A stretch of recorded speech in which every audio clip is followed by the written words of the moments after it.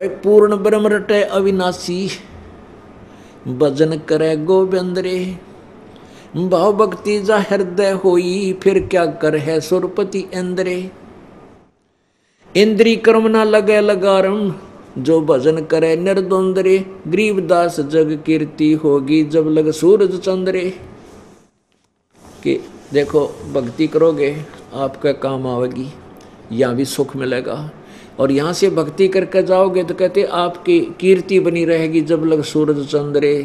यानी आप सतलोक चले जाओगे, वहाँ आपको, यहाँ लोग आपके गुण गाया करेंगे। जैसे दरू, प्रहलाद, मीराबाई आदि पुण्यात्माओं को आज तक याद किया जाता है, और वो अपनी भक्ति करके बेड़ा पार करके हम उनके गुण गावें।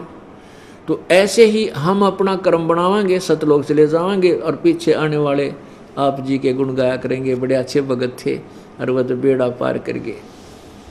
इंद्री कर्म ना लगे लगारम, जो भजन करे निर्द्वंद रे। निर्द्वंद माने और सब तरफ से ध्यान हटा के अपने मालिक के चरणों में लगे रहे। काम जो अपना पेट रोजगार निर्वाह के लिए धंधा करे, उसमें भी मालिक को भूल नहीं पड़ने दे, उसको कहते निर्द्वंद भजन करना। और गरीब दास जग कीर्ति होगी, जब तक सूरज चंद्रे।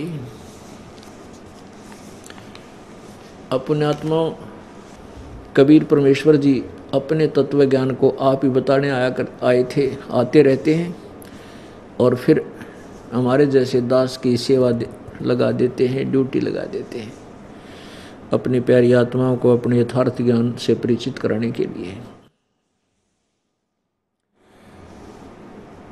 अभी तक हमें ब्रह्मा विष्णु महेश के बारे में क्या बताया गया था कि अजर व अमर हैं, सर्वशक्तिमान है, ये सृष्टि के रचनहार हैं और ये पूर्ण परमात्मा है, सभी ब्रह्मांडों के रचयिता यही हैं। अब इनकी यथार्थता हमारे सामने आ गई। कहाँ से पता चला? इन्हीं की जीवनी से। ब्रह्मा विष्णु महेश की जीवनी किन में है? पुराणों में। अब आपको ब्रह्मा विष्णु महेश की थोड़ी सी झलक दिखाते हैं। पुण्यात्माओं, ये सत्संग स्थल जो है एक ऐसा सामूहिक स्थल है जिसमें पहली कक्षा के बालक भी, बच्चे भी होते हैं, यानी श्रोता हैं, और दूसरी कक्षा के भी, यानी कुछ ऐसे हैं जो पहली बार सत्संग सुनने आए हैं। हमारे भगतों ने समझा बुझा के लाओ, एक बार चल लो आप हमारे गुरुजी का सत्संग तो सुन लो, नाम ना लियो पर ज्ञान तो सुन लो। तो उनके लिए भी हमने ये क ख ए आ सारे सिखाने पड़ेंगे, क्योंकि अभी तक भक्ति मार्ग का क ख भी ज्ञान नहीं किसी को। तो इस दास ने स्टार्ट से लेकर और लास्ट तक की पढ़ाई नए सिरे करानी पड़ेगी आपकी। और पुण्यात्माओं, इस दास को जो परमात्मा ने मजदूरी दी है या अनमोल दे रखी है, और इस दास को उसी दिन से ये एहसास हो गया था कि परमात्मा ये शरीर भी तेरे काम आ जाए, इस टुकड़े टुकड़े भी मालिक आपके काम आ जाए, मेरी मिट्टी सफल हो जाएगी। तो इस दास ने जब से ज्ञान हुआ है उसी दिन से दिन और रात एक कर रखा है। अब आप देखते हो 13-14 घंटे पहले सत्संग करता हूँ, फिर आप जी से मिलता हूँ, और फिर और आश्रम की भी जो व्यवस्था करनी होती है आप जी के लिए वो भी करता है दास। और कितना 12 बजे 1 बजे जाकर सोने का समय मिलता है, फिर बखते उठ कर फिर। तो ऐसे ही जब से इस मार्ग का दास को एहसास हुआ है, प्राप्ति हुई, आदेश हुआ है, उसी दिन से ये बरसक प्रयत्न और ये परिश्रम दास का चल रहा है, और ये सफल हो गया प्रभु की कृपा से।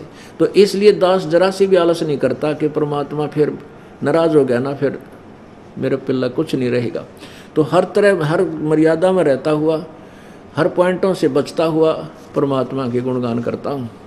तो यहाँ ये ऐसा है कि पहली कला कक्षा से लेकर लास्ट तक ये नए सिरे नई पढ़ाई पढ़ानी, क्योंकि पहले ज्ञान से विपरीत है सारी, और इसमें मेहनत ज़्यादा करनी पड़ेगी दास ने, क्योंकि बार बार रह कर प्रमाण ना दिखाऊंगा तो कुछ भी पल्ला ना पड़े आपका ये 2 घंटे व्यर्थ जाएंगे, जिसको नए सिरे से नहीं बताया जाता। अब हम ब्रह्मा विष्णु महेश के ऊपर आश्रित हैं। अब थोड़ी सी झलक दिखाते हैं कि ब्रह्मा विष्णु महेश जी की क्या स्थिति है। अब देखिएगा देवी पुराण। अब ब्रह्मा विष्णु महेश जी की उत्पत्ति आपको दिखाते हैं। श्री ब्रह्मा विष्णु महेश जी का जन्म, इनके माता पिता कौन है, थोड़ा सा विस्तृत दिखाएंगे।